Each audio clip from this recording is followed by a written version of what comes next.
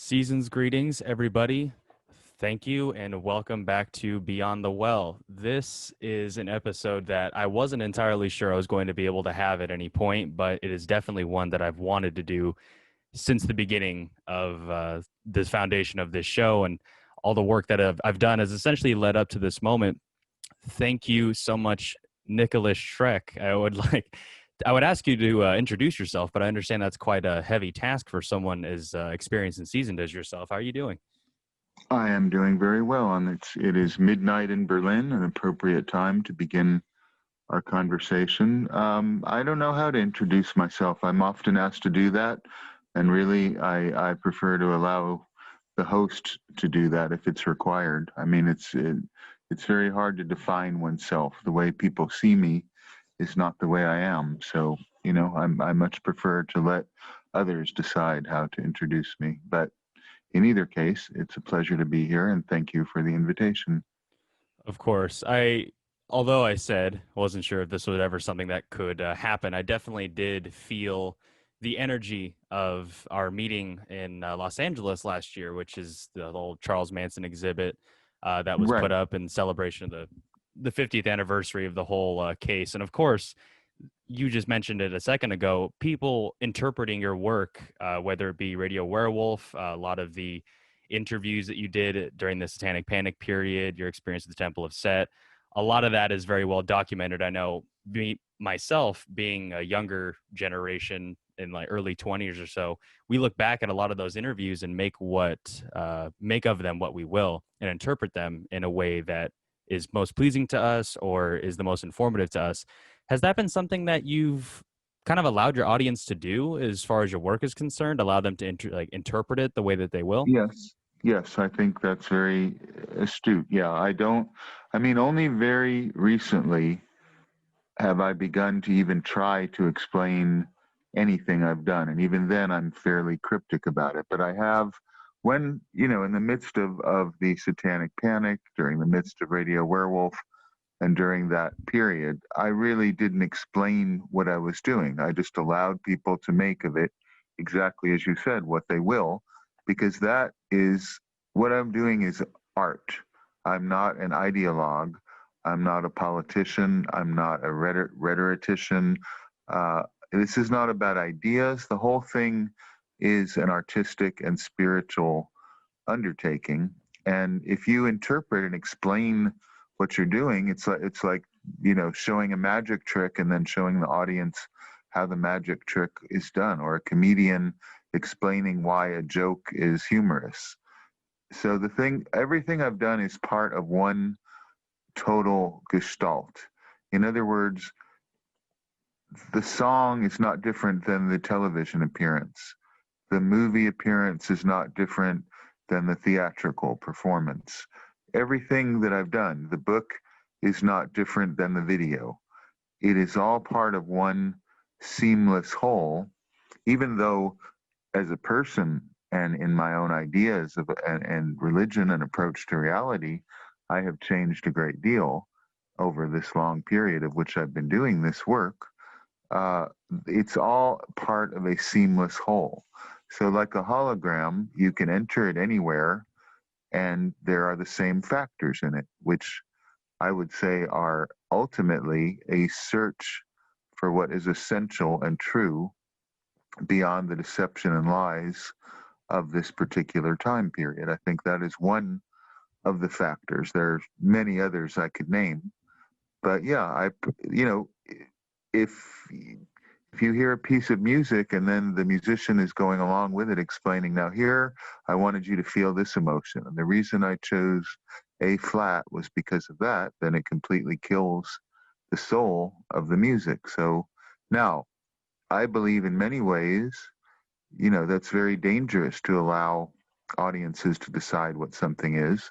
And to tell you the truth, for the most part, though many people have understood on a deeper level what I've been doing, most have grabbed on to the most superficial, uh, easy to easy to understand, easy to digest part and run with it, even though that may not be my intention at all. And this is part of the risk of of doing magic in public, because it is very effective. It's very powerful. And that's all of my work, even though it may not appear to be intrinsically, is a magical operation that is intended to change my consciousness and the consciousness of those who encounter it in whatever art form I may be working in. And I'm continuing to develop into other art forms. Like I've written music for dance here in Berlin, and I'm writing a new piece for dance performance that will be coming up in the future with Luana Rossetti, a dancer. So, I'm not limited by any of the things that people like to put you in a pigeonhole and think you are that, but I'm not, I'm not that.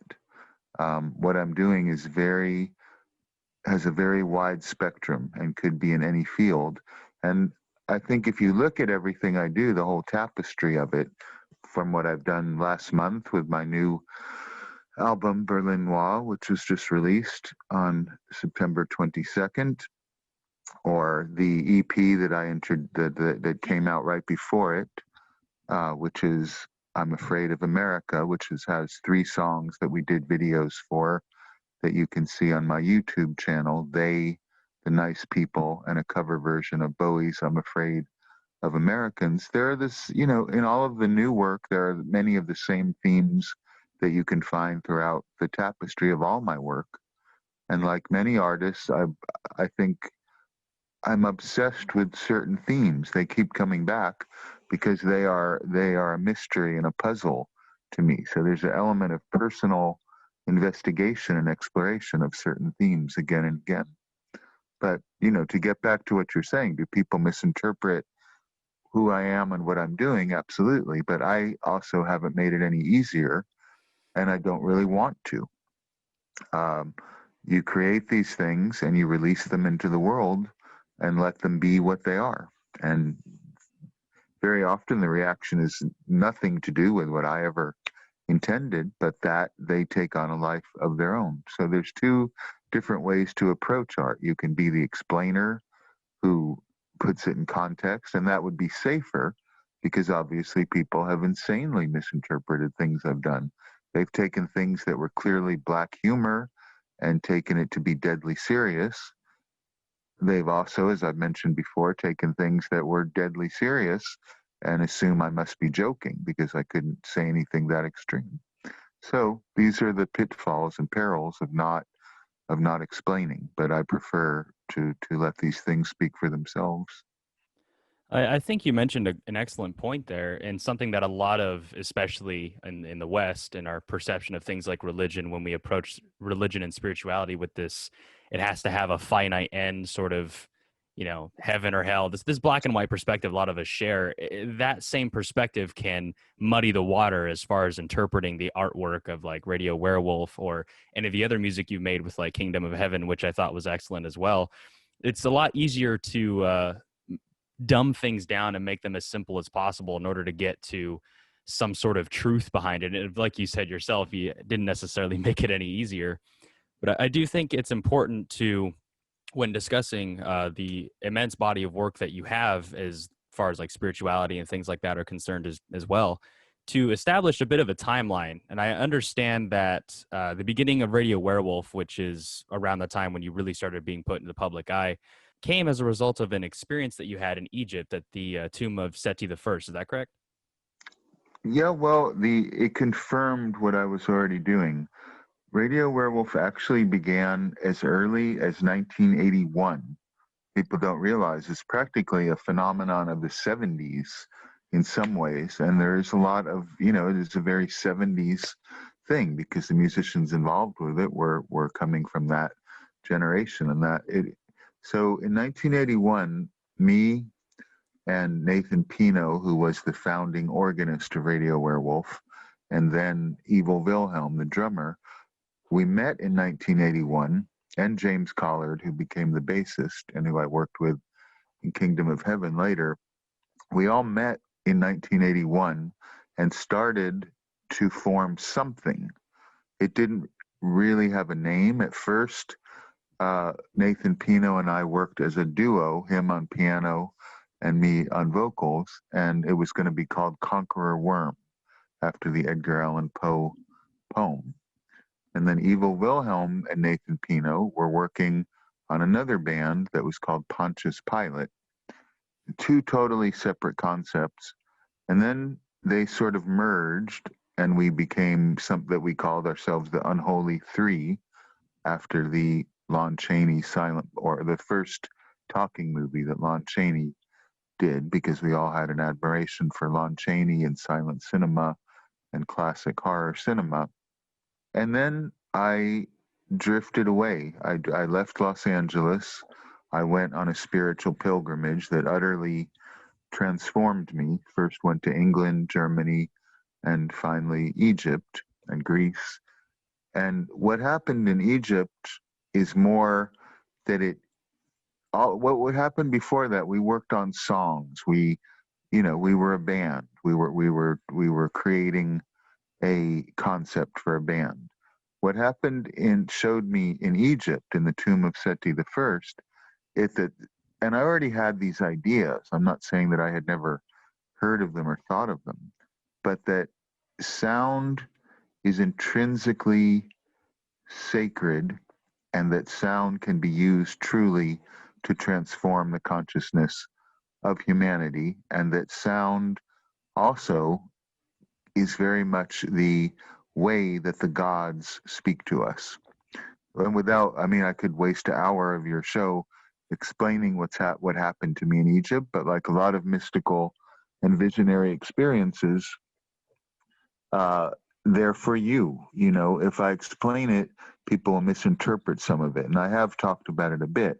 But the fundamental thing was, I thought I understood music before that, but before that, it was only on a somewhat superficial level. Though I also had another band, which you can find some information about on my new website, which is called Nikolas Schreck World, Skull Culture. We also experimented with sound as a spiritual phenomenon. But after this experience in the tomb of Seti the First, in which I heard a sound that I can only say was like the music of the spheres, or the ultimate cosmic sound, which I understood to be the voice of a deity, and it gave me instructions, and it was a full-blown religious experience.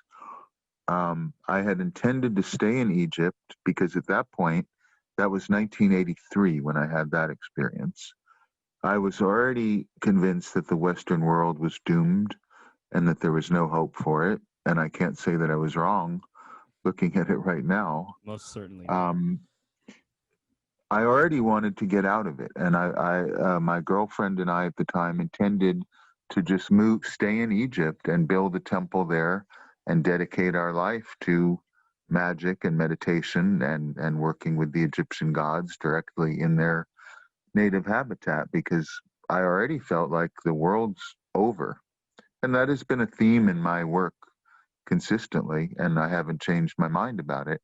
So what this experience did, why it led to Radio Werewolf, it isn't that the seeds of Radio Werewolf were not already there, but that it gave it a new, deeper spiritual direction. And I almost, to a kind of crazy degree, frankly, kind of fanatical, zealous degree, almost missionary sense, that I have to do this. And what I felt was that the Ronald Reagan government at that time, which is one of the reasons why I wanted to leave the USA permanently, and I kept trying to do it until I finally succeeded. Like early rocketry, keep failing and trying until it finally got to the moon. The religious fundamentalism, the not so much Christianity itself, but the distortion, the perversion of Christianity that American politics is still so deeply infected by. I saw it as something that had to be combated. And for better or for worse, my understanding of the God set at that time was not, thorough or complete or accurate completely, but he is who inspired me to that. And so the mission that I was given in Egypt was, you are being cowardly to try to escape, to stay here in the desert. You need to go back and fight on enemies, fight the enemy full bore. You can't hide from it. You have to go back and fight it. And that's what motivated me to go back. And in 1984, which was a very, literally ominous year, with the whole Orwellian feeling that 1984, people were already predicting it to be a dark year, it seemed the perfect time. And so the Radio Werewolf concept came together at first because of the Christian right at that time harping on the evils of occult music and backward masking, and, much like the nonsense we have in conspiracy theories today.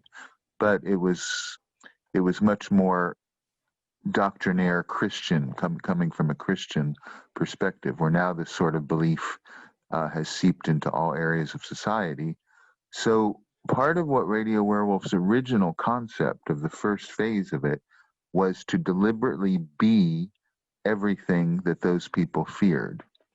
Other people would deny that they were it or beat around the bush about it. The point of Radio Werewolf in the very earliest days was, we will be exactly what they hate.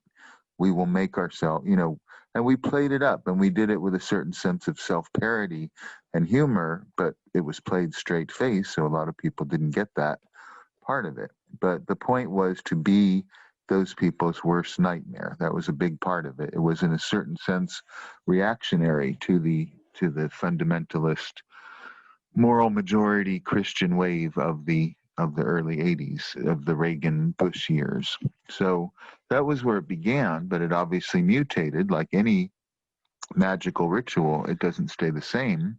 And as you get results when you're doing magic, which is what these performances and recordings were, full-blown magical workings, you change, you learn things about the universe, you learn things about humanity, and you adapt to them, or you should.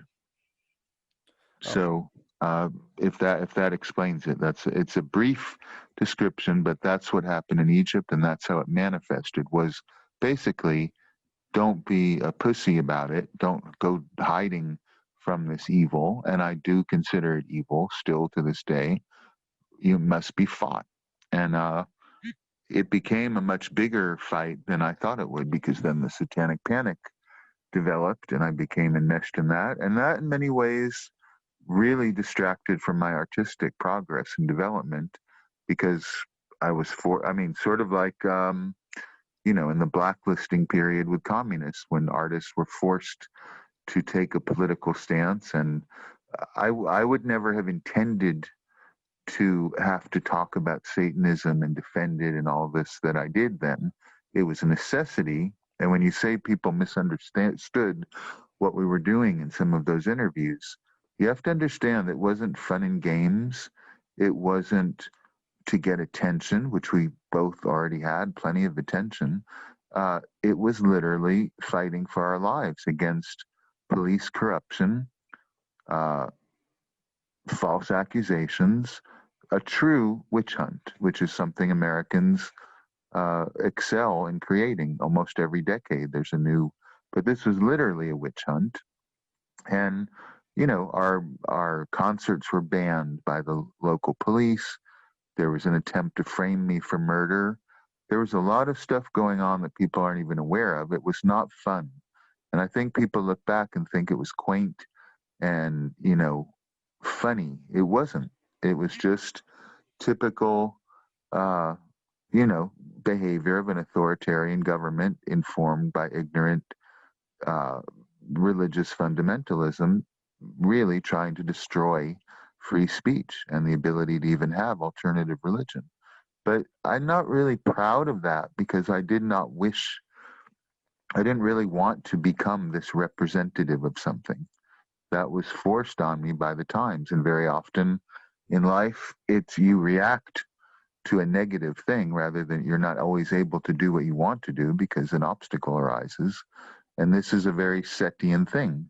Conflict and war make you stronger and make you see reality. So I would have liked to prefer just to have been a musician and a writer and an artist, but that forced me to speak up about it. But it's not like that was my intention or ambition ever.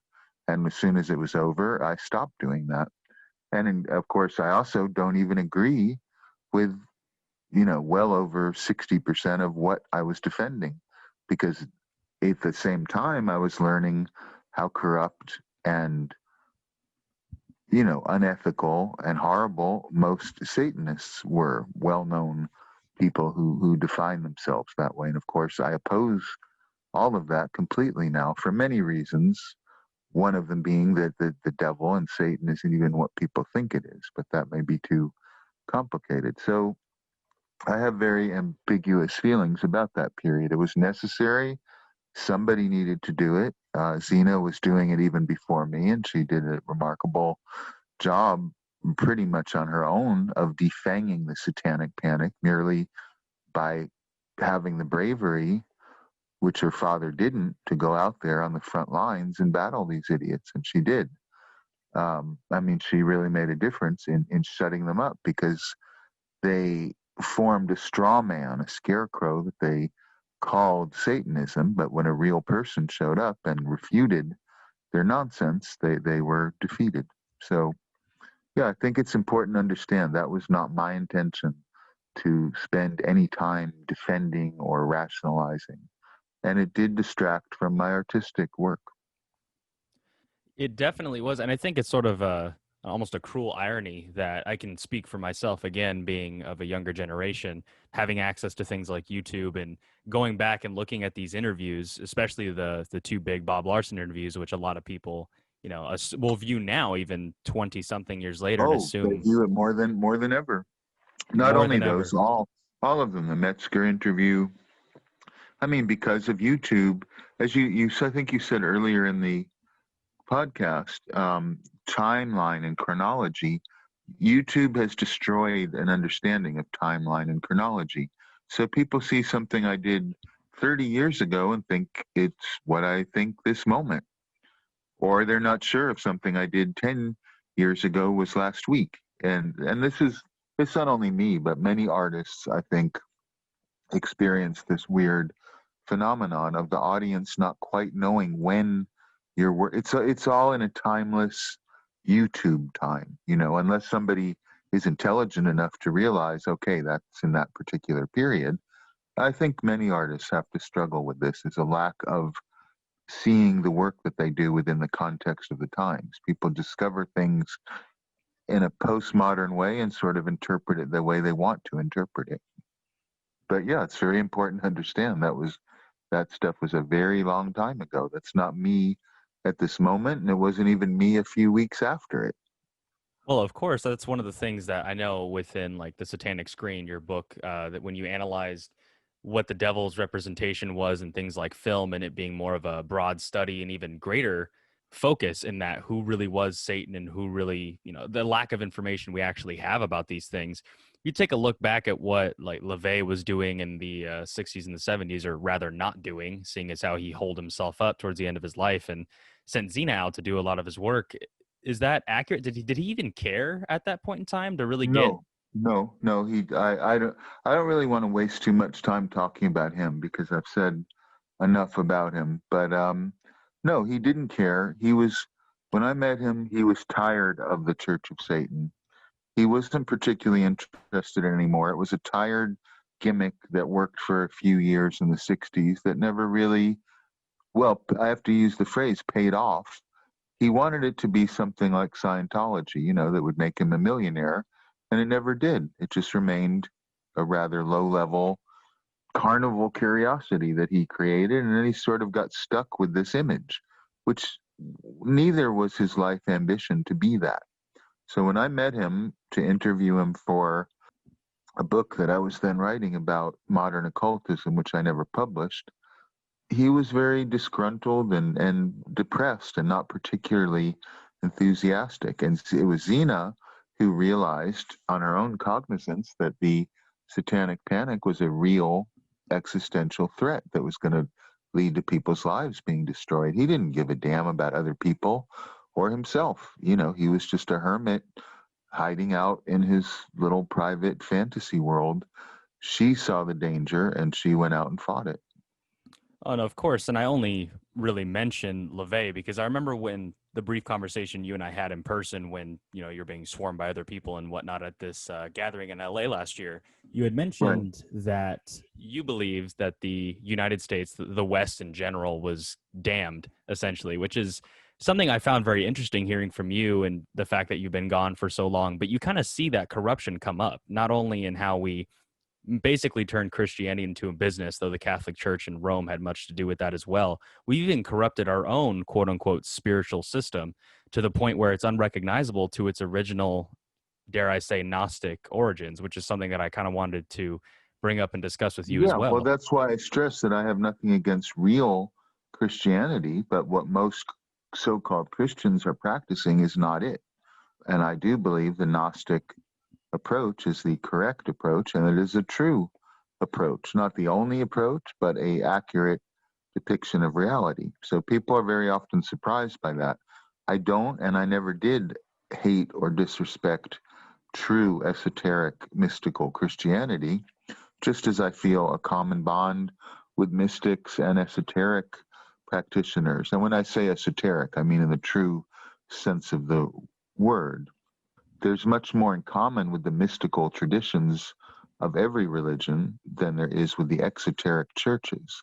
So my dislike of Christianity is based on the exoteric form of it, although I have quarrels, and this gets into Gnosticism, which we could certainly talk about, because one of the projects I'm working on is a book about Abraxas, which is a very misunderstood god and central to a certain stream of Gnosticism. Yeah, just hearing Abraxas, I'm brought back to, I hear Bob Larson's voice in my head regaling how evil and that whole shtick that he had in the 80s and 90s. I don't know if you know how much or what he's up to now, but he's doing exorcisms over Skype, and I think that's just... I know. I'm kept informed of his latest I mean, he's just he's just a businessman like LaVey was. Both of them are about as satanic or Christian as any one marketing a brand. And really, they're the same thing. They're just a con. They're just a way to make money. They don't particularly care about the religion they claim. To what you were saying about seeing America when you have left it for many years, everything in America is a game, a show, a reality show. And the current unspeakable creature, the reality show host that has pretending to be the president at the moment, he is America. He is exactly what America is.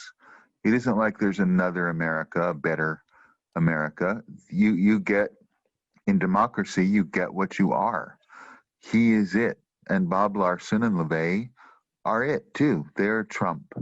They're the same thing. This soulless corporate greed to make a brand, to be a business, to turn everything into a marketing scheme and a publicity gimmick.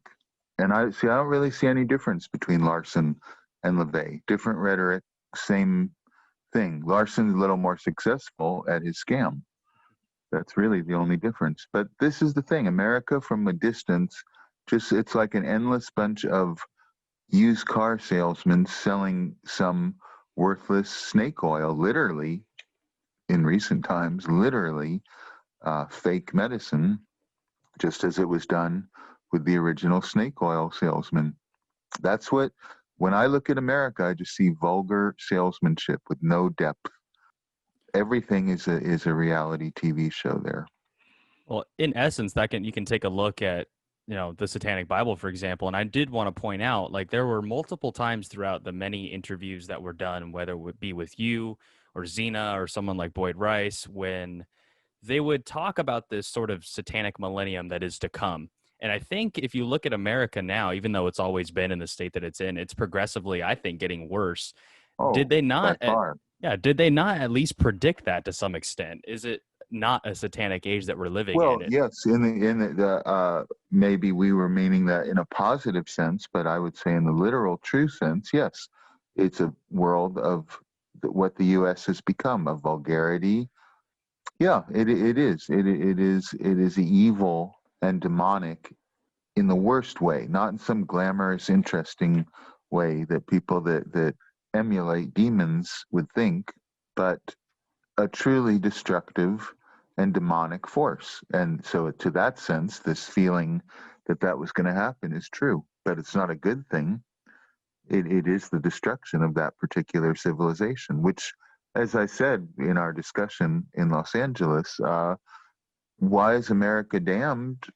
Look at the slaughter of the Indians. You want a Holocaust? You had one for hundreds of years going on. Who cares about that? Whoever mentions it? Who makes Hollywood movies about that? Who talks about it? The blood, of entire tribes that were wiped out for hundreds of years and their magical prowess. These people were not ignorant of sorcery and magic. They cursed their enemies, and you're seeing, like Malcolm X said in the 60s, the coming home to roost is what's happening. So America's karma, we could go on about that for hours. 2 atom bombs on innocent civilians. These are not things that karmically will not be forgotten.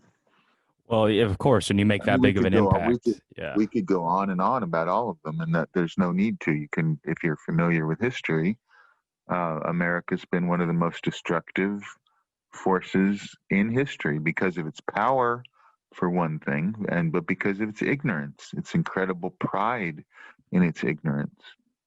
It's like having a child with an atom bomb, and that's the world that it's given us. Playing tennis with an atom bomb, essentially. And then when it Right, goes out of bounds, you just wipe your hands of it and said, well, it wasn't ours anyway. So it's okay. right, exactly. Yes, Uh, no. So yes, America is paying a karmic debt for many, many, many causes and consequences that go back centuries. So yeah, so I have to make it clear. I never thought it was a good idea from the beginning. America. It's like a lot of people talk about, we lost America. I'm not particularly impressed by the founding fathers or the idea of democracy.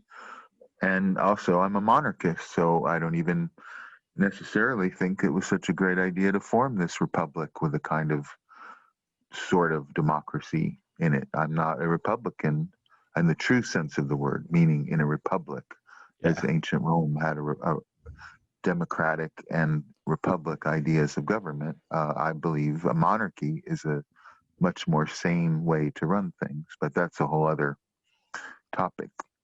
Well, I think you can even take a look back at, of course, the example that I like to cite when we're talking about how we have the whole reality TV show host as a president. I came across, as many have, of your appearance on Wally George, several appearances on Wally George's television show in the '80s, and I was just taken aback. Especially the year that I discovered those was the year Trump became, elected.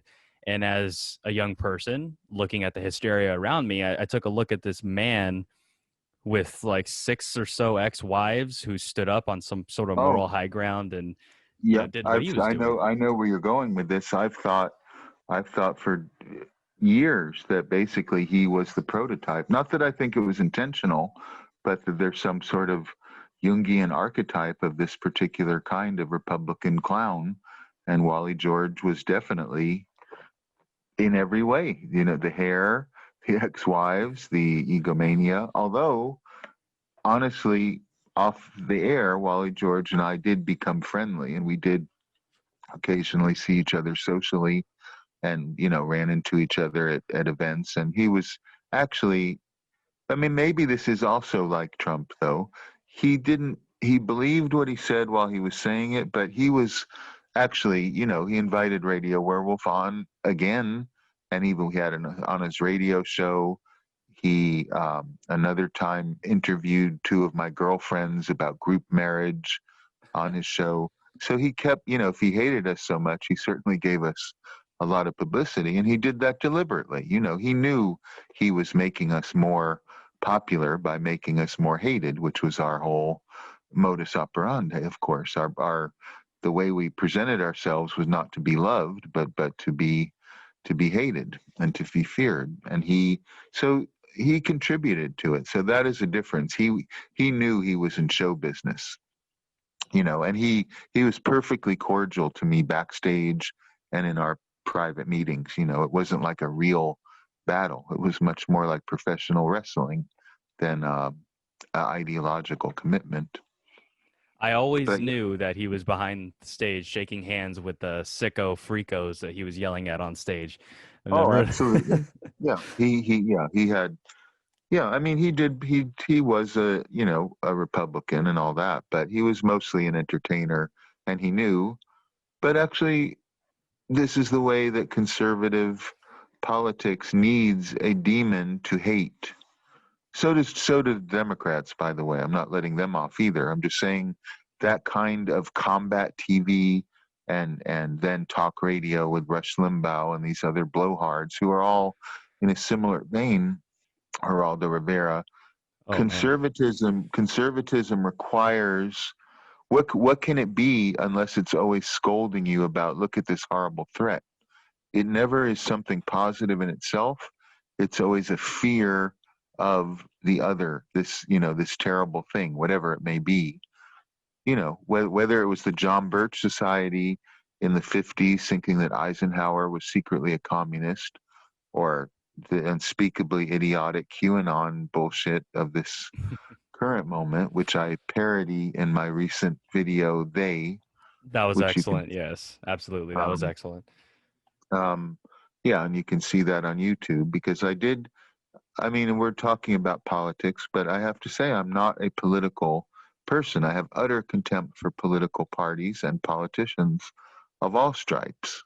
Um, and so that video that I put out this EP on July 4th on Independence Day, I'm Afraid of America. And it's really probably the most political thing I've ever done, in that the double feature video that we put out with the Nice People and They is mocking both the right wing conspiracy theorists on one side and then the politically correct, do gooder zealots on the other, who I see as exactly the same. There's no difference between them except their, cookie cutter ideology, which is all about emotion and feeling and not really any kind of cogent program. But the problem with all politics is its dualism. Is in this kind of American grandstanding populist politics, which require, instead of dealing with just normal, sane matters of governance, like keeping the infrastructure going, the education system, making sure roads function, making sure the various things you need for a society to function properly for the betterment of the average citizen, which is all a government should be doing. These ideological crusades about moral issues and all that requires a demon, requires the evil to be fought. And that is intrinsically not the way reality is. So that's the similarity you see in all of these American witch hunts, this constant creating of a wildly exaggerated false enemy, and then making your crusade to fight that false enemy be of urgent importance. And I, if anyone still falls for this tired old shell game, they're a fucking moron, because how many times can you keep falling for it? It's a completely empty theatrical gesture, and it keeps happening again and again. well, unfortunately, Nicholas, as a college student right now in America, I can tell you that that same trick is being pulled. It will likely keep Oh being yeah, pulled no, for it will, it generations to will. come. Yeah, well, one thing that is lacking is critical thinking, and I don't think most people even would know what that is. Schools don't teach critical thinking anymore, and they used to, probably up until about the 1940s. How to think, how to learn, how to discern what is a reliable source and what is not, how to use reason and logic to make sense of, and not emotion, to discern what is true and what is not true, or can we know the full extent of the information that we're absorbing? Where did it come from? Why should we believe it? What are the sources? These are things that almost nobody takes time to do anymore. It's just I mean, that's not some kind of amazing spiritual awareness. I'm talking about logic, reason, thinking things through, making sure the sources are correct. Who said what? Why did they say it? What vested interest did they have? What are they trying to get across with it? You know, nobody asks those questions, and this is why America particularly has turned into this ideological battlefield between two irreconcilable and equally insane forces that are just all emotion and no reality. Well, and I think that that theme of sifting through the corruption of the system and seeing and asking those actual honest questions and trying to get to a logical and a reasonable conclusion, as opposed to the sensationalized, agenda-driven sort of product that you're being served up, because everything has to be bought and sold. I think that's an excellent theme, an overarching theme of a lot of the work that you've done, especially with, of course, the Manson file, your magnum opus, so to speak, and also a friend of yours, an associate of yours, which has a lot of similarities in work, Pew Eatwell's book on the Black Dahlia Red Rose. Yes, I did recommend that, and I did an interview with her on my radio show, which we will be reviving eventually, but I haven't had time to pursue. But yeah, her book about the Black Dahlia and the Manson file are about, they're about the same thing, is a particularly intrinsic American corruption and a creation of myths, glamorous, evil myths that are sold to the public for sensationalism to cover up much more evil things that, you know, the supposed nice people are doing. And the Black Dahlia and the Manson case coming out of Los Angeles, the world of illusion and dream making, and, you know, because of the Hollywood film industry, which is all about scripting a false reality, they're very similar. Yeah, and that's very true. Both books are talking about the same thing, is how a myth was projected to cover up the malfeasance of people who the police and government didn't want, you know, people to know who they were, which that kind of conspiracy happens all the time.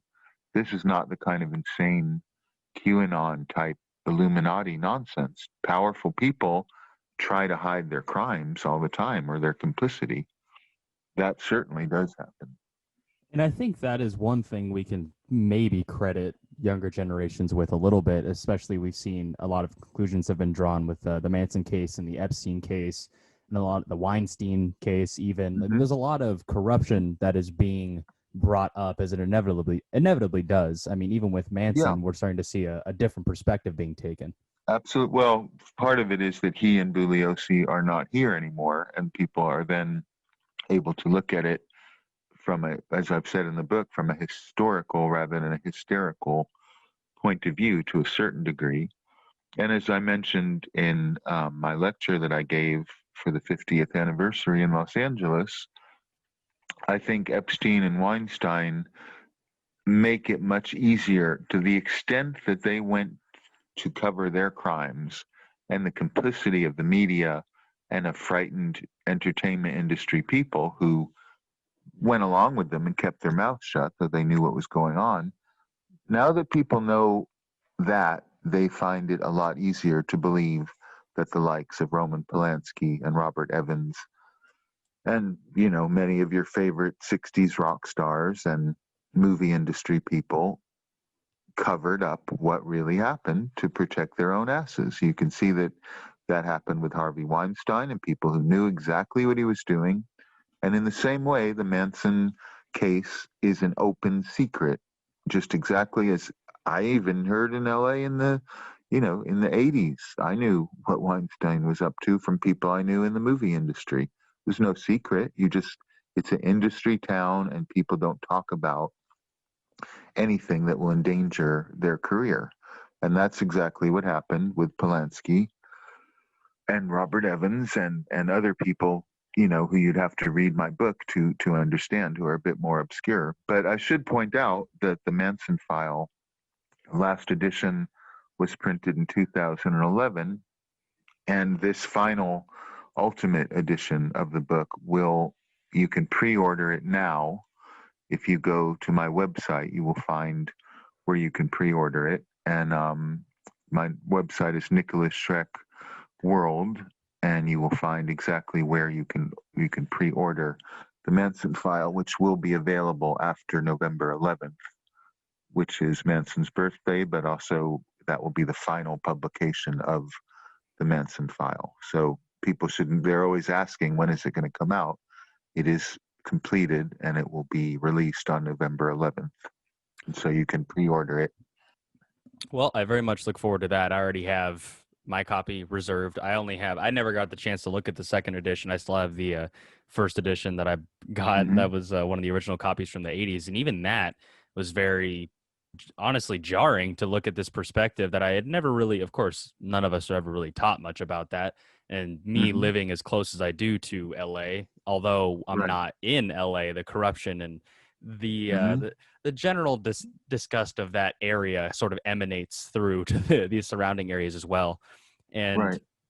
I did want to ask specifically with the Manson case, because the Manson file being it's well over 1,000 pages. This new edition there's a lot of information, a lot of research that was conducted over a very long time, and you even Mm-hmm. became friends with Charles Manson as well. I was always interested to ask, what initially caused you to become interested in this case, and what led to you Right. actually becoming Well, friends with someone like yeah, him? I'm glad you asked that, actually, because in 1988, basically how the first Manson file came about is Charlie, at the time I got to know him, was looking forward to the release of a book called Manson in His Own Words by a former criminal associate, an ex-con named Newell Emmons. And the book came out and he hated it because the editors had changed it and he felt that Emmons had betrayed him. It's complicated, and I tell the whole story in my book. This was the context and time in which I met Charlie. And in his outrage about it, he said to me, after we'd known each other for about maybe not even a full year, but something like a year, why don't you make really Manson in his own words? Because that book isn't, and it isn't. It's, I don't know if you've read it. It's a very inaccurate distortion of the way he spoke. It's clearly, ghost written. Why don't you do really Manson in his own words? So that was the original impetus for the Manson file, was his own suggestion. And I had been gathering in the Radio Werewolf Youth Party, I had been gathering statements of his that I thought were of philosophical value, and that was released privately to members of the Radio Werewolf Youth Party and friends and associates and supporters. And it was like a pamphlet, and that pamphlet became the section in the Manson file called The Philosopher. So those two things sort of merged together, and it was very quickly done. It was like it was done as an antidote to Manson in his own words. And now if you look in context of that, you can see that the point was to show, and it had never been seen before, this is the original, authentic, unedited voice of Charles Manson, not somebody interpreting it through Ed Sanders or Bugliosi, and no one really had ever heard that before, because even on TV he was censored. So that it created a huge shift of understanding in a certain amount of people who were capable of it, as did my documentary the next year, Charles Manson Superstar. But to get to your question, in the new edition of the Manson file, in the previous editions, the 1988 edition, the point was, this is what Manson really is, what he really believes, what he really thinks, not what you have been told he thinks. And you may hate it still. You may still find it obnoxious and horrible, but it's not what you think it is. That was the only point of that, was to say this is the real person. At that time, that was unknown. Then by 2011, over the years, I had amassed so much information about what the crimes actually were about, which completely contradictory to the official narrative of Bugliosi, which luckily many people are now starting to doubt. But in 1988, when I first went on A Current Affair and said, to millions of people in America that Bugliosi ran a show trial and that it was a fake trial, is considered a complete lunatic. a Manson apologist and worse. It was considered an insane idea. Now, many people are starting to see that that was in fact the truth. So the things that I realized about the case and things that I'd come to learn that led me to then finally release the Manson file in 2011 because I felt I had a responsibility to make these things known that were not known before. But how I got into it is interesting. I'll only tell you one little part of it because this just happened a few days ago, and I think it is very relevant. So in the new edition, I wrote a chapter because people are always asking me that about the detailed way in which I got into this, and to use the cliche of falling down the rabbit hole, which is, nothing could be more perfectly describing the experience of plunging into the Manson universe. What originally got me into it, and I explain all of the, I got deeper and deeper and deeper and deeper into it until I met and befriended Charlie himself, and that went even deeper into other areas. But what the initial thing, and why I think it's particularly relevant, because this just happened, was this. I went to Paris in 1969 in summer vacation in August, the first week of August, 69, because my parents were great Francophiles and they wanted to show me their favorite city. So I went there, and to make a long story short, there was a horror movie theater. And in the 60s, I was a total, of course, and still am, but was, utterly caught up in the monster mania of the 1960s, this fascination with horror movies and the macabre and vampires, werewolves, etc. That was mixed with the occult revival very much. So also an interest in witchcraft, sorcery, ceremonial magic, the devil. And so there was this theater in Paris that only played horror movies, which to me was like paradise on earth at that time. And I went to it to see a showing of Polanski's film Dance of the Vampires, or Fearless Vampire Killers, as it's known in America, which is the first time Polanski worked with Sharon Tate, and where, they fell in love on the set of the film. And a lot of the basic causes and conditions that led to the murders happening are basically due to the making of this film, Dance of the Vampires, which is interesting because the vampire archetype keeps coming up in the whole Manson story, strangely. Not with him, but as I explain in the book, it's something that just keeps, it's a certain theme within the whole mythos. So Dance of the Vampires is how Tate and Polanski met, which intrinsically you could say the whole thing wouldn't have happened had they not met. So other things happened on the set of Dance of the Vampires that led directly to the crimes. For instance, an actor named Ian Quarrier, who is in the film, was in Cielo Drive right before the murders. He came by the house after. His role in the drug dealing network was very important to what happened and why the murders happened. He was in that film. So I see it. I'm 7 years old and watch this film in a Paris movie theater, and it created a feeling of dread and terror that had nothing to do with the film itself. It was some kind of premonition or message, I'm quite certain. Because it was, have you ever seen that film? I have not. I've only recently Yeah. been getting into Polanski's actual film, having been Right. hearing about the history and whatnot, but I have not, no. Right. Yeah, so it's not, it's actually a black comedy. It's not a frightening movie, but I felt this sense of dread that I never felt before and almost never after. And I didn't know what that meant for a long time. But of course, that weekend, the murders happened in Los Angeles. And I was in Paris, which is the birthplace of Roman Polanski.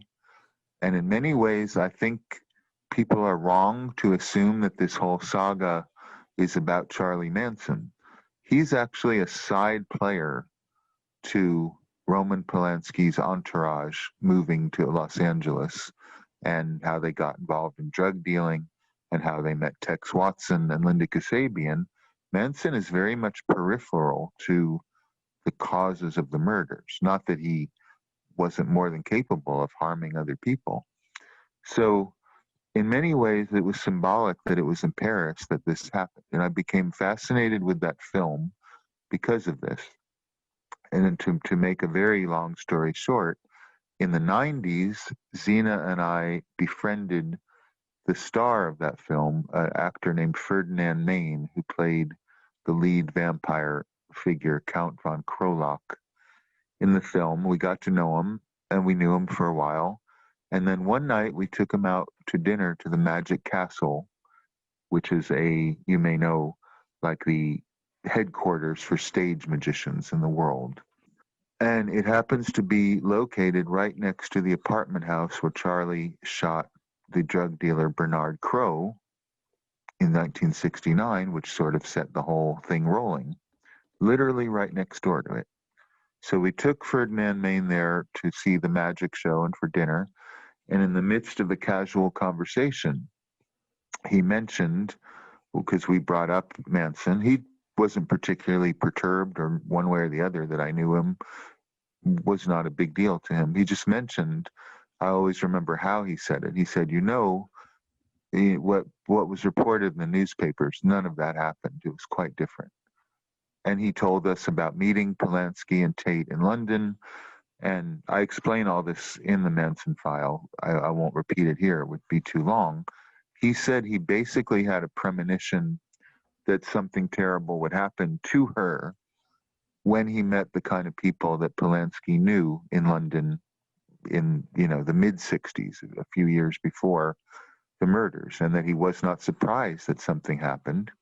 But we weren't quite clear what he meant. I mean, at that time, I'd heard theories and rumors, but in early 90s or mid 90s when we had this conversation, I didn't know what the murders were about. Charlie had told me certain things that disputed the official story, but we didn't really get into it in detail. He was saying these were not random strangers. They knew each other and that it was a drug deal. And he furthermore said it was an open secret among Polanski's friends and everybody in that world of sex, drugs, and rock and roll who were part of this party scene that Manson and these other people involved were a part of. So, I mean, now that I have shown that to be true, I've done enough research on it that I believe that is absolutely what happened. At the moment, it was shocking to hear a friend of Roman Polanski, someone who knew and loved Sharon Tate, he really did like her, this actor. This was not a Manson supporter saying it. This was someone who knew them saying, I know for a fact, we all know that was a drug deal and that was covered up to not to not destroy people's career. So then he introduced us that day to a friend of his named Gene Gutowski, who was one of Roman Polanski's closest associates. And this is all revealed in the book. I couldn't talk about it because in the last book, I revealed some of the information, but I couldn't reveal who he was because he told us, don't identify me until after my death. And he has died since then, Gene Gutowski. So I get much more into what he told us and why it is very credible coming from someone who knew Polanski that well and who was admitted he was part of the conspiracy to cover it up. That that's what his job was.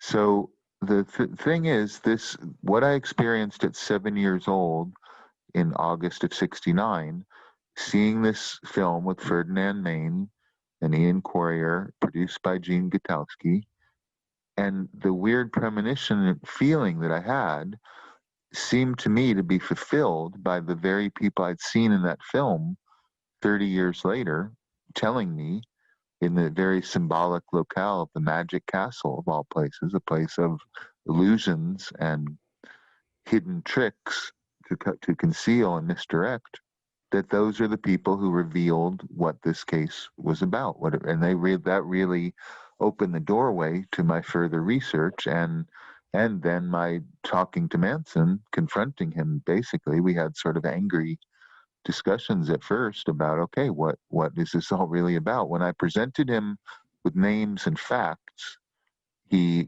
began to slowly admit things. And over a long period, including after the book came out. When he read the book, he then would correct, revise, and became quite forthcoming about things that he never had been before.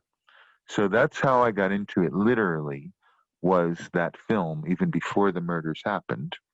And then I describe in the Manson file, in this original new chapter that I added, all of the equally strange and synchronicity laden experiences that led me deeper and deeper into, finally meeting Charlie.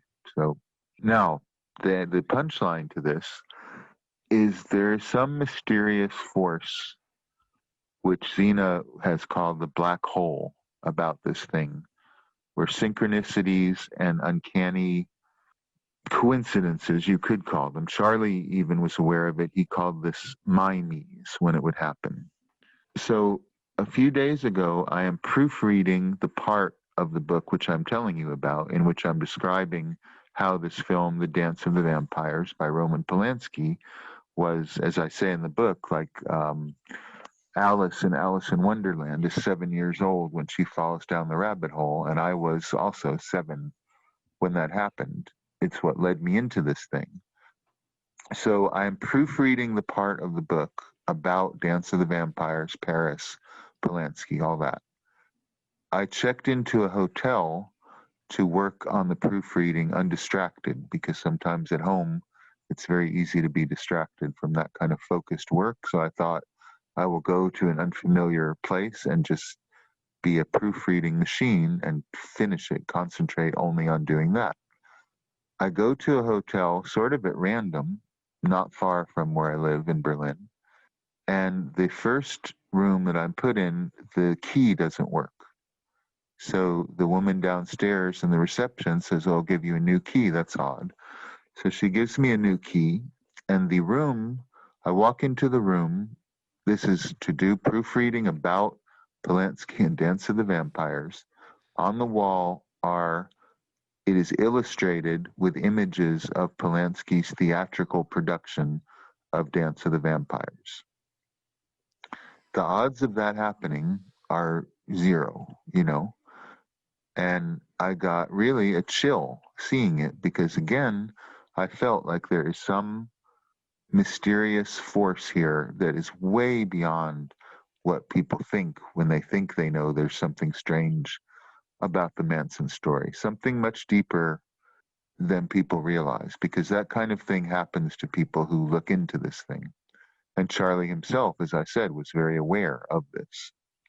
So I just because that just literally happened, I think that's a good indication of the unexplained, uncanny aspect of the Manson phenomenon. That is incredibly fascinating to hear. I know when you start actually researching or studying or, starting to developing a sort of spirituality for yourself, you start to notice the little patterns and the occurrences, and specifically with a case like this that has taken up a good portion of your life and is something that you are well known for at this point, even Right. being a 7-year-old child and getting that. I've had moments like that I can recall when something happens or it's like a premonition of some kind, when you are hit with this sinking feeling. The whole Right. Manson case, even though your perspective and the work that you've done in explaining what actually happened is relatively Occam's razor. It's pretty straightforward. You can see the corruption with the drug dealers. It's a big story. There's a lot to cover, but at the same time, it's a lot more of a simple explanation than what we were given with the Bugliosi thing. Well, that's what I say. I mean, authors are supposed to be trumpeting how shocking and incredible what they've proven is, and what I'm saying, no, what I've proved, what I've shown. I mean, this isn't a theory. This is what people who knew Roman Polanski told me happened. It's not like something that I would have dreamed up and then tried to prove. These are things that people told me happened, and Manson begrudgingly, not like, people I think also think, I'm like this drooling Manson disciple. We argued all the time, especially about truth and about what is the case about.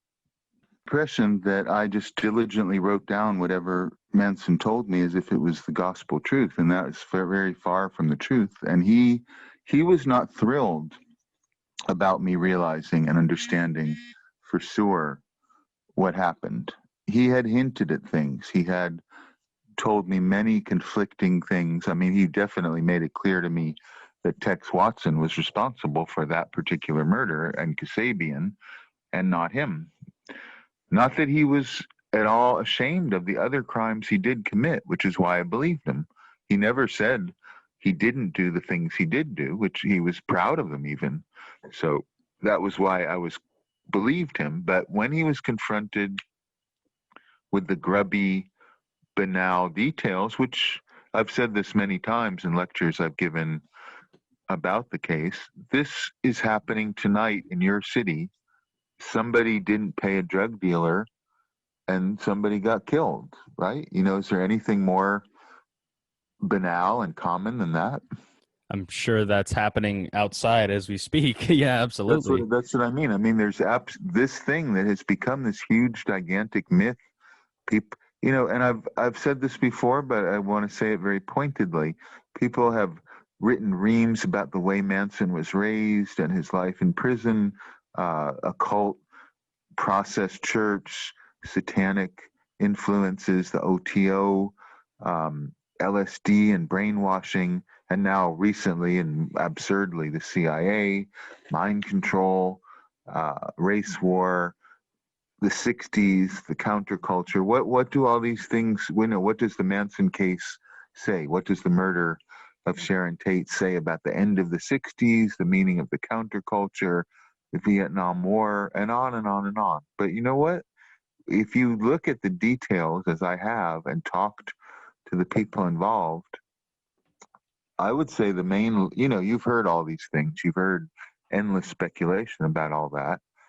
What it's really about is meth is a horrible drug. And Tex Watson and Linda Kasabian and Susan Atkins were high out of their stupid little minds on meth that night. And they went to rob some drugs. And this is also something happening all around the world at this moment. As people should know, with the meth epidemic in America, it makes you violent. It makes you paranoid. It makes you crazy. It's a totally worthless drug. It's like the opposite of the spiritual drugs, psilocybin and mescaline and LSD. It's a destructive, truly demonic, because it's completely worthless. It's just a poison. And this is the simple carry away from that whole thing is this. And you can look at the way the crime was done, the repetitive stabbing, all of that is very typical of meth behavior, of these incredible rages and uncontrollable wrath and violent episodes that meth users will have, especially when they're mentally unstable, as Kasabian, Watson, and Atkins certainly were. So I agree with you. It's very simple. It's Occam's razor. It's nothing. There's nothing mysterious about what happened. There are aspects of the crimes that I cannot explain, but they're not. They have more to do with hidden criminal connections and underworld and mafia background than they have to do with anything supernatural or philosophical or revolutionary. And on both sides of the equation, the Manson fanatics that would like to see the crimes as some sort of noble thing to free Bobby Beausoleil, I'm sure you've heard that. Which, of course, there was this little window dressing aspect of that, in that they put the blood on the walls to try to look like the Gary Hinman murder. But that was not the purpose or the motive. That was an afterthought. It was not the intention. So people glamorize it and try to make it sound like in any way that these scummy, drug retaliation murders that every gang does every day, is nothing interesting about it, really. It's a debt that was owed, and it leads to violence, as illegal drug dealing often does. So I think that's an important thing about that particular crime. There are mysteries about it. There are inexplicable things I still can't quite understand, like William Garretson's role in it. There are things I wouldn't even try to theorize or guess about. We don't exactly know what Steve Parent was doing there. There's a lot of circumstantial evidence suggesting he could have been much more involved in what was going on than we know. But we can't prove that. So, there are mysteries, but they're not the kind of mysteries people think. So those are the two things I wanted to stress as, I know people are looking forward to the new Manson file, but there are two sides to it. On one hand, there is this weird, uncanny thing like checking into a room with images of Dance of the Vampires when you're going to write about Dance of the Vampires. That happens all the time. What the hell is that? Is far more intriguing to me than it isn't just a story about brainwashed hippies in a cult ranch. It's something much deeper and stranger than that. But what it is has never really been touched upon in these popular accounts of it. And then secondly, that the thing that really happened that made it infamous, which is basically the murder of a beautiful young woman. If it hadn't been that, as Manson said, he said he said something like, if she hadn't been an actor, you guys never would have heard of this thing and nobody would have been busted, he said. And that is totally true. No one would have cared. That wouldn't have gotten the media sensationalism that happened because of her happening to be there by accident. So, the two things, there's something stranger about the whole thing than unless you look into it. And at the same time, it's much more ordinary, just typical street drug, paranoid meth thinking leading to murder and crime. Well, how not fun is that? I mean, yeah, this crime happened because of a drug deal gone wrong. People high out of their minds, and they went ahead and do the things that people high out of their minds Right. tend to No, do.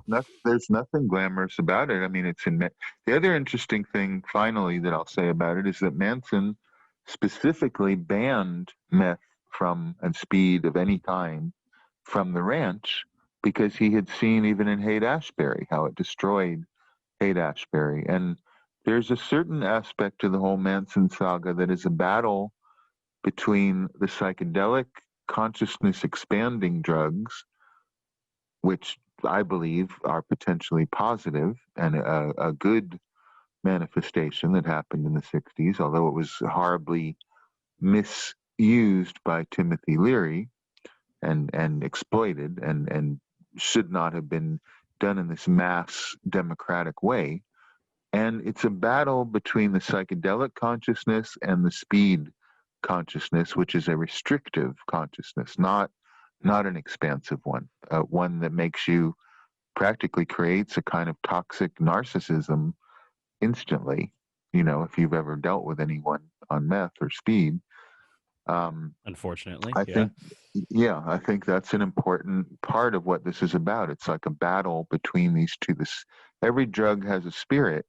So the psychedelic drugs, which can lead to liberation and awareness, and as cliche as it is, love, and meth, which leads to paranoia, mistrust, delusions of grandeur and murder and hatred. So that's something I really contemplate a lot, knowing the sordid details of it. I think that's a very important part of what this is really about. Well, and the reflection on Los Angeles as a whole, as an entity, because it's more so an entity, I think, than a place. Um, Hmm. just the culture of that area as well, and as we've already discussed, a lot of the corruption. You see a lot of the similarities again to bring the Dahlia back up. You mentioned one of the reasons this case became infamous was that a young, beautiful, and famous woman was the target, and essentially the complete opposite was true with the Dahlia, and she was in fact lambasted in the media, and uh, Right, but yeah, both of them were. I mean, Sharon Tate was actually, if you really look at the contemporary, she wasn't quite famous yet. She was nearly, she was known, but some of the headlines said actress slain, not even her name. She was not world famous at that point. None of her films were great successes. She was known, if at all, as the wife of a famous director. But actually, and Pia Eatwell and I discussed this, their sexuality and the almost pornographic way that the media exploited the death of Elizabeth Short, the Black Dahlia, and Sharon Tate, those are very similar. They did have sordid sex lives, it's true, but that was what was stressed, and in almost true crime porn about the dead body of two beautiful women is what. And I had an epiphany about this when I was first doing the Manson file, 1988. I did an interview. I think the last thing I'll say about the Manson file for now, I was doing an interview, I think in Pittsburgh, a TV interview promoting it, and they gave you a nice hotel and a free bar and a car to drive you around and a daily allowance. And I met the makeup girl from the TV show. I asked her out. So we were up in my hotel room, in this, nice hotel room with a private car, and being treated as they do, as guests on these shows are. Even though they were confrontative to me, they put you up and treat you well. And that night after this, I was thinking, laying in bed, that the only reason I'm here is not because of my writing or any great insight in the Manson file. It is still the fascination with the murder of a young woman, and that there's nothing good about it. There's nothing that should be glamorized about it. There's nothing that should be romanticized about it. I had a very clear vision that really, without her, without the meaningless and pointless murder of this woman who was there by accident, as I explain in the book, she wasn't a target. And in fact, unfortunately, her presence there is what led to it turning into a murder. She wasn't supposed to be there. That's something that I think you can't wish away, so that's a very ugly part of this, that really would any of this be a myth 51 years later if it wasn't for her, and the photogenic quality. Same with the Black Dahlia. If some postman was cut into pieces and left, you wouldn't hear about it. It's this pornographic obsession with the death of young women in those two cases that made them legendary. And same with the most, the granddaddy of all true crime things, Jack the Ripper, where the murder of young women or middle-aged women too is glamorized. So that's, I think, an unsavory aspect of it all that a lot of people want to shy away from. But I had this very clear idea that this is, it's blood money, that this is still based on a meaningless, cruel, and pointless murder of an unbalanced guy on meth stabbing this woman to death. There's nothing you can make poetic or romantic or interesting about that. Absolutely not. I think one of the things we can sort of round out on is the denigration of the woman, the female, whether that be the archetype or the spirit, or even Right. like spiritually speaking. It's, I know Pugh said plenty about that in the interview that she did with you, and I know that you, being a magician for much of your life, a majority of your life, Right. you have always been one to speak of the beauty of the feminine, Well, as you can maybe say. that's what we should end on. It's yes, I mean, I was saying at the beginning, so this brings us full circle. One of the main themes in my work is the uncovering of truth, of taking a topic that people believe they know and revealing that it's quite different and that there's a hidden truth. But actually, there was a review of my EP, the Futura model, in a German music paper called African Paper, that I would say captured something about my work.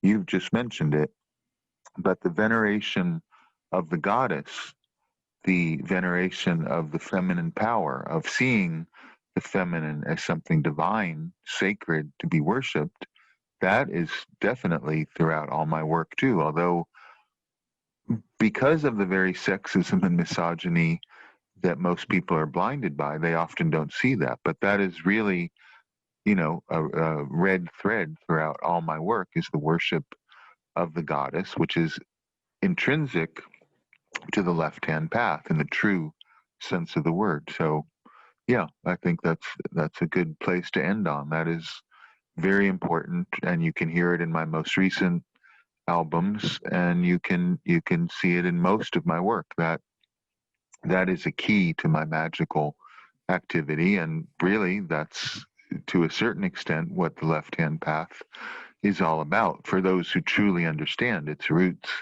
in Eastern Tantra, which is what it comes from. It is not, not black magic, not Satanism. Those are misunderstandings that came from occult groups like Theosophy and the Golden Dawn. So, yeah, I mean, even when I returned to doing music in 2014 publicly, the first concert I did was a concert with John Murphy that was a more than a tribute, almost a religious devotional ritual to the feminine divine, and where I did cover versions of the female singers that inspired me to become a musician in the first place, like Nico, Debbie Harry, Marlene Dietrich, and many others. So that I deliberately chose that as my way to re-enter music. So yeah, the worship and veneration of the feminine is important, and in the Manson case, of course, quite the opposite. Most certainly. I think just on a level of personal interest, you mentioned Miko and John Murphy, which are both excellent musicians and on their own right. But your return to music in 2014, was that, I know Kingdom of Heaven came shortly after that. And I was always curious to understand your perspective on that. That to me is probably my favorite of your musical endeavors, just in terms of musical composition, and of course you working with sound in the unique way that you do. How did that come about, and what was the history and impact of that? Which one of those two do you mean? Well, Kingdom of Heaven as a whole, like the Oh, okay. album that you did with Okay, them. well, no, that was very simple. Is that James Collard, who was the bass player for Radio Werewolf's first incarnation, and I got back in touch with each other about the endless negotiations to release the first Radio Werewolf album, which fans of my work will know is like an endless, obstacle. No, it may never happen, but in either case, we got back in touch around that time, had not spoken for years. And immediately, because we did used to compose together, many, like for instance, Buried Alive was a song that we both did together. A lot of Radio Werewolf music was a collaboration between James and I. So really all that happened as soon as we started talking, the way we think in terms of music, musical collaboration came immediately. We just started writing songs like we had years ago. It just happened very naturally and smoothly. So unfortunately, it was a one-shot thing, but I'm very proud of it, and I do agree with you. I mean, I'm basically satisfied with most of my work, but I do think it's a high mark, and it is now available on Spotify and all of the usual streaming platforms. So Kingdom of Heaven's album, which is called 23, and that came out in 2015. But yeah, that was right after my return to music, which is basically what I've been devoting myself to since. And during this COVID nightmare, I really was mostly in the studio recording. So I'm still recording new music, and my new album, Berlin Noir, which came out, as I said, on the autumn equinox, was recorded during the lockdown and during the COVID, during the height of all that. And the previous EP, I'm Afraid of America, as well. So the main thing I'm concentrating on these days is music, and I think I will intend to do that in the future. Well, I'm very much excited for it as a fan of Berlin Noir, the Futura model, and then, of course, I'm Afraid of America, all excellent releases. As a big fan of film noir myself, and just hearing it sonically represented in the way that you do in the epicenter of it in Berlin, which, by the way, you guys have handled the whole pandemic thing a hell of a lot better than we have. We haven't really done much of anything. So props. Right.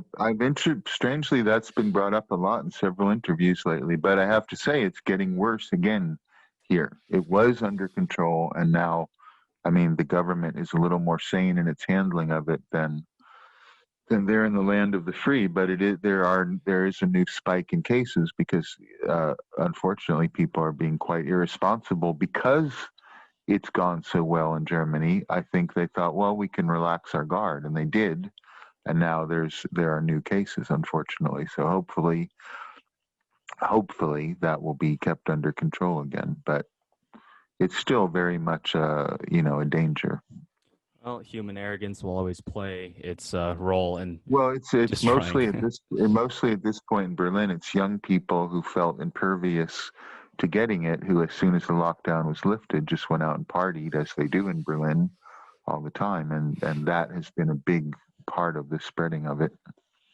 But anyway, so I sort of did want to end on the spiritual note, and again to think of the veneration of the goddess as a intrinsic part of my work. So yeah, I want to end on that note. Well, of Basically, but course. I think it's important too to say this is a very dark time in human history in many ways. I mean, more than most in most people's lifetimes. There have certainly been worse, but for most people alive today, this is a very uncertain and chaotic period. And I just want to end on the note of whatever spiritual tradition you find, I think it is more important than ever to start doubting that you can count on the material world. And it's very important that people look into the spiritual world and the inner world, because ultimately that is all we really have. The outer world, as we can see, totally unstable, totally unpredictable. So I just want to end on a note of encouraging when people are looking for a way out of the despair and uncertainty and economic, medical, in every way, cultural collapse. And the only solution, many people ask this to me, so I thought I should say it to a wider audience, is you've got to look within and not without and find the spiritual tradition that works for you. Mine is Tantric Buddhism, but for many people need to start asking themselves the important inner questions and not being overly concerned with the outer. So As let a us end on that. spiritual, absolutely. Yeah, As a spiritual practitioner myself, I want to thank you for those inspiring words that definitely needed in times like these. And again, to thank you for taking time out to come on this show. It's been incredible getting to actually sit down and speak with someone who I've been a great admirer of their work, whether it be with Radio Werewolf or your interviews or lectures or whatever. I've been a long time supporter, and I look forward to hearing and speaking with you again in the future. Thank you so much. yeah. Thank you. We certainly will. And I appreciate your time. It was nice meeting you in Los Angeles fleetingly, and good to get to know you in more depth here. So thank you for the invitation. Many blessings to you and to all of your listeners. Many blessings to you as well, Nicholas. Take care. Okay. Talk to you soon. Bye bye.